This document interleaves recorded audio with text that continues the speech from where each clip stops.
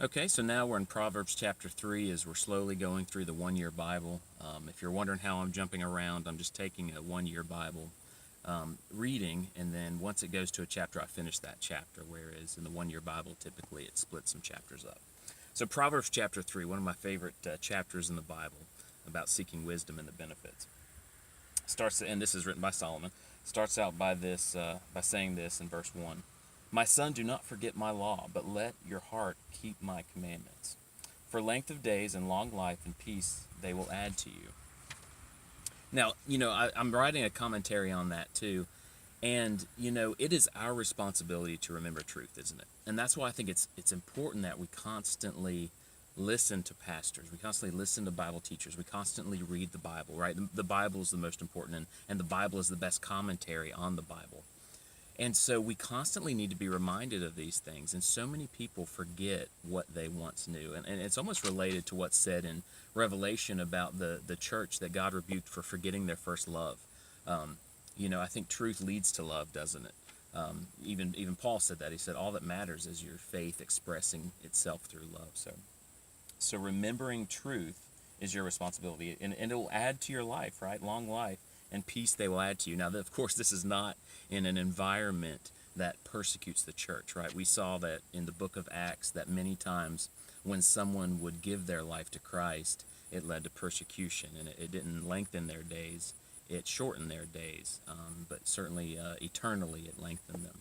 And so you need to keep that in your mind that, as we read the book of Proverbs, a lot of it is the reward of living for Christ in a culture that accepts Christianity. A lot of these rules do not apply to cultures that reject Christianity, like this verse. It will lengthen your days in America because you'll be, just think of the fruit of the Spirit: love, joy, peace, patience, kindness, goodness, thoughtfulness, and self-control. If you live that way, you will be healthier. There's so much proof of how stress hurts your body, and there's less stress with wisdom. There's less stress with Christ. So you'll live longer by being wise, as long as you're not in a culture that will kill you for being a Christian. Verse 3, let not mercy and truth forsake you.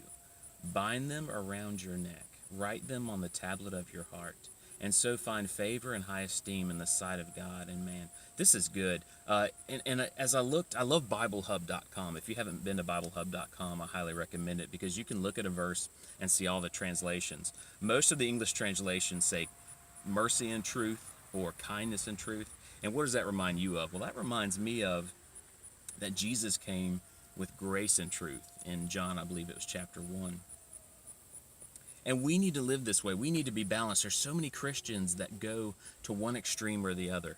And I love the saying, I've said it before and I'll keep saying it, that grace without truth is meaningless, right? And truth without grace is just mean. And there's so many people that live too far on the kindness or grace side where they don't even want to call out sin. And that's not loving, is it?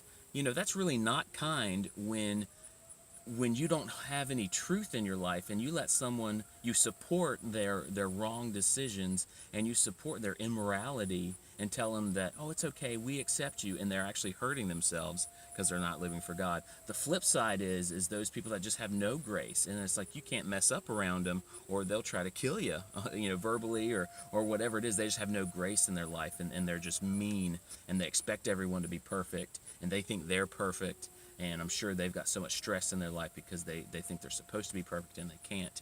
We've got to live in a balance of grace and truth, right? That's what Jesus taught us, grace and truth.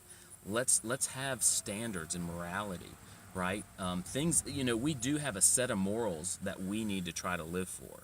But we're accepted by God through Jesus Christ as we fail, right? And we need to lovingly accept each other, and we need to lovingly call out each other's faults when we need to. So live in that balance of grace and truth. And now, as you try to do that as an individual, realize that the church itself, some people are stronger in the truth, some people are stronger in the grace, and as a church we balance each other out.